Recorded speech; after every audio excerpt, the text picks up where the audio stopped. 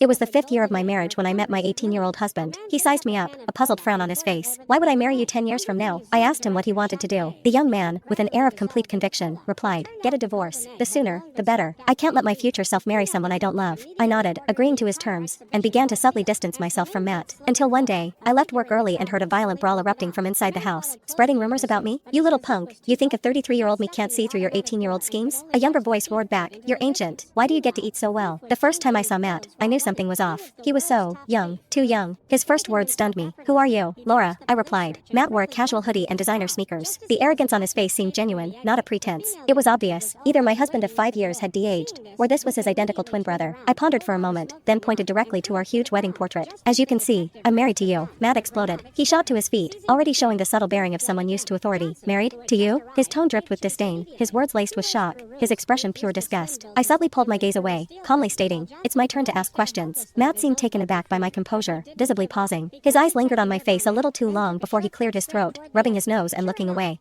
Go on, ask. The boy's gaze was direct, even somewhat scrutinizing. Before I could answer, Matt continued, knowing myself, my future self wouldn't like someone like you. I instinctively retorted, what like me? Matt's next words caught in his throat. His lips parted, then closed again.